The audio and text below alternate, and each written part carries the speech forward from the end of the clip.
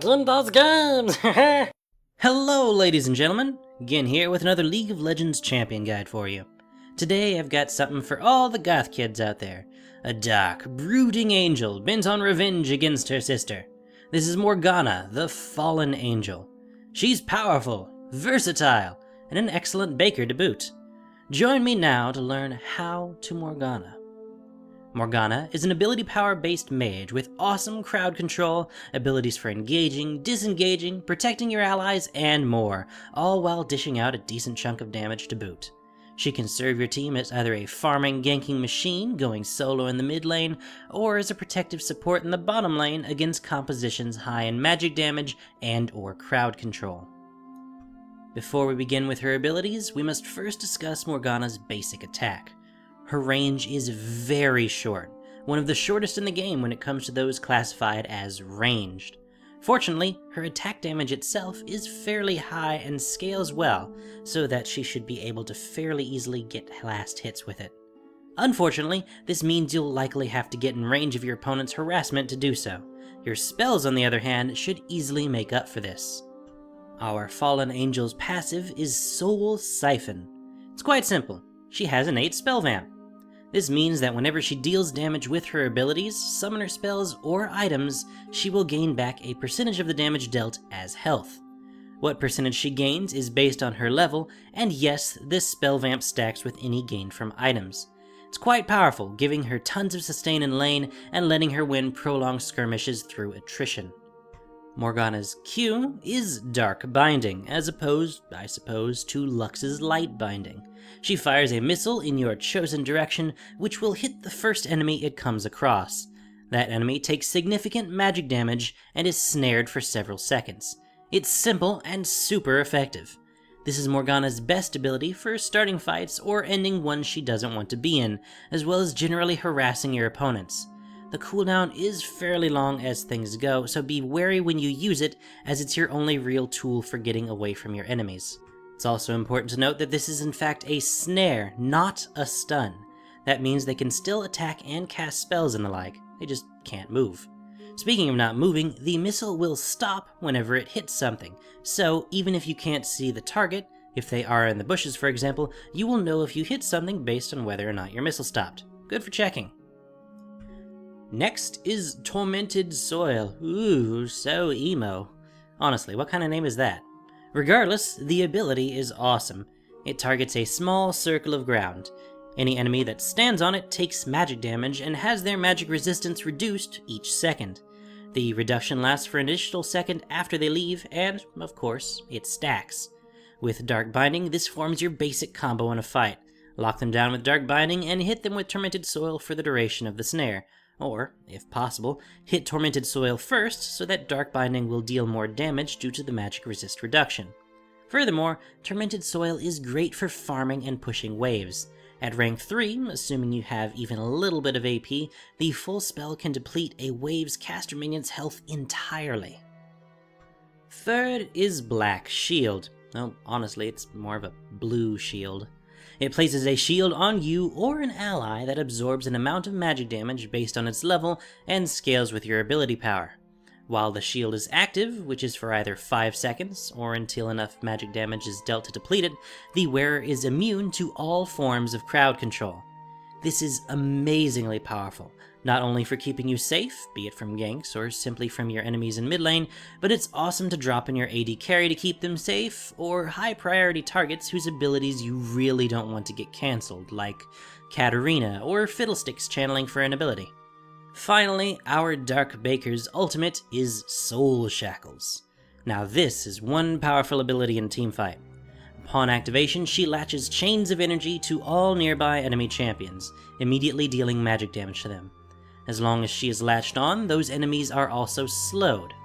After 3 seconds, if they are still attached, all of those enemies are stunned for 1.5 seconds and dealt the same magic damage again.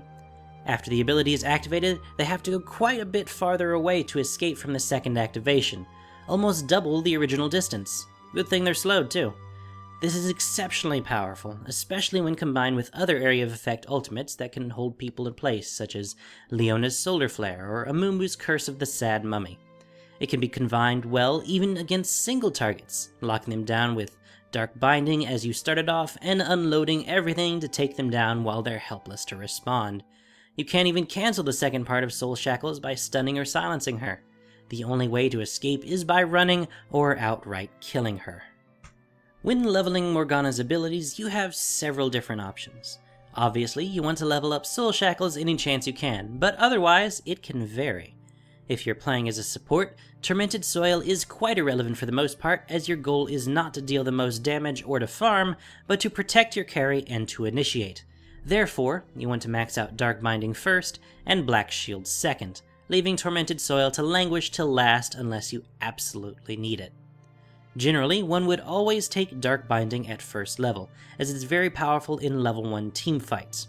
In mid lane, I like to do that, and then rush to get Tormented Soil to rank 3, grabbing a point in Dark Shield at level 4.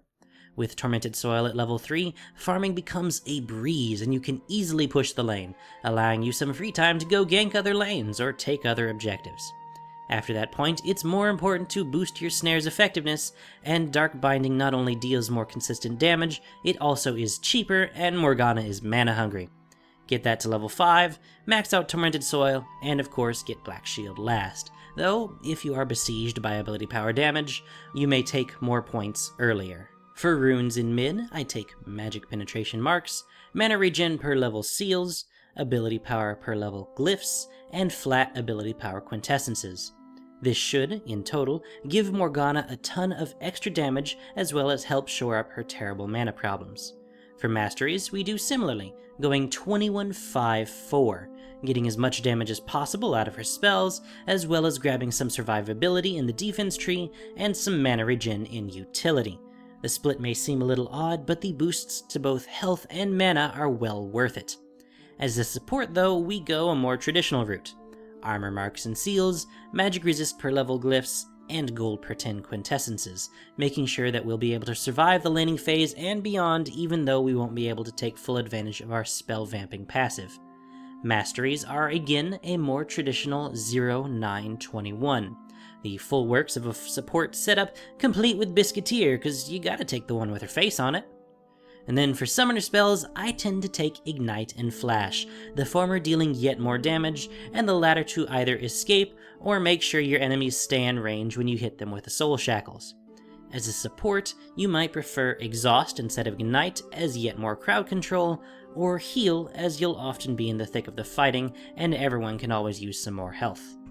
Morgana is fairly flexible in how she can build, not only between her different roles but within those roles as well. To make it easier to digest, we'll talk about AP mid first, and then support. Morgana can start the game, again, a few different ways. I personally prefer to start with a Doran's Ring and 2 health potions, which shores up her weak mana sustain and keeps her in lane for a good long while. You could also begin with Boots of Speed and potions if the enemy has a ton of skill shots to dodge, Crystalline Flask for a purely sustaining build, or Fairy Charm with some number of potions and wards to accompany it. The last one, in fact, is likely what you should begin with as a support. As my first major item, I really enjoy rushing for a Rod of Ages, and I do mean rush. The sooner the better. With her ult, Morgana really has to dive deep into the middle of the fight, and the extra tankiness helps her stay alive.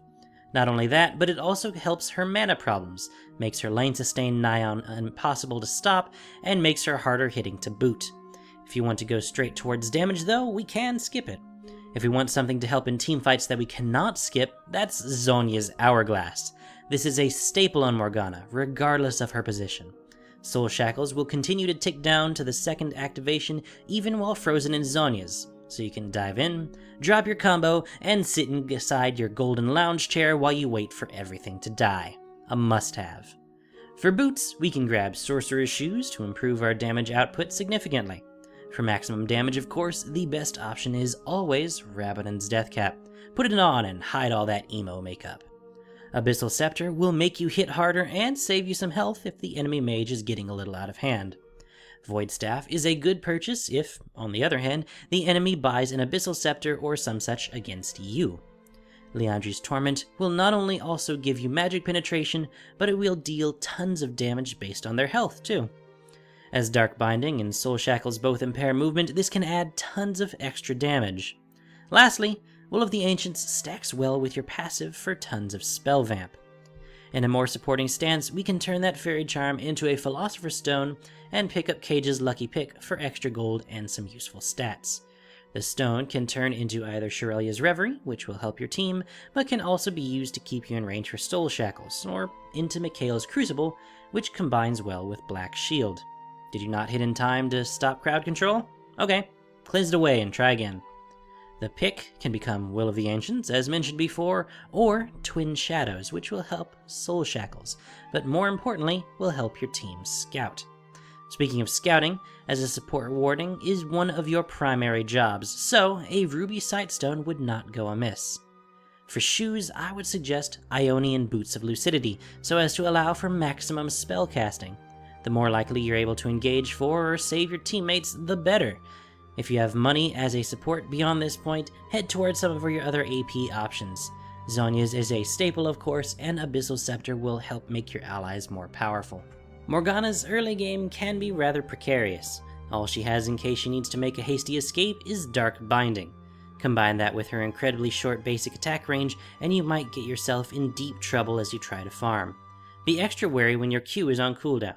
Once you have a few levels in you and Tormented Soil is online, farming becomes very easy and you can look for opportunities to either burst down your enemy laner or gank other lanes.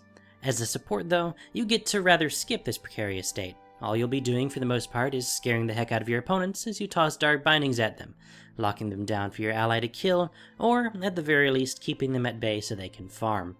In a solo lane, your passive will give you a ton of sustain throughout the early game, but as a support, you won't really have that luxury, so be very careful when you might take damage.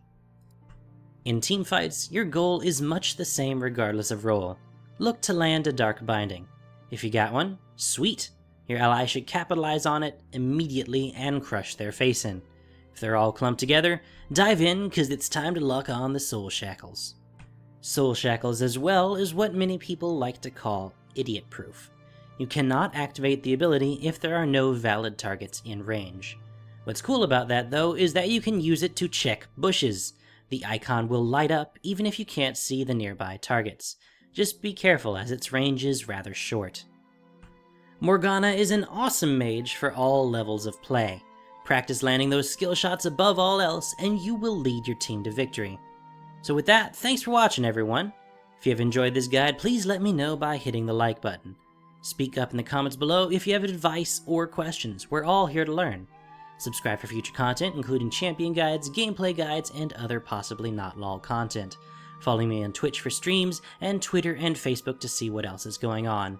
Till next time, I've been Gin, and you've been watching me talk about a video game. Now quick, get to playing! Do not dally!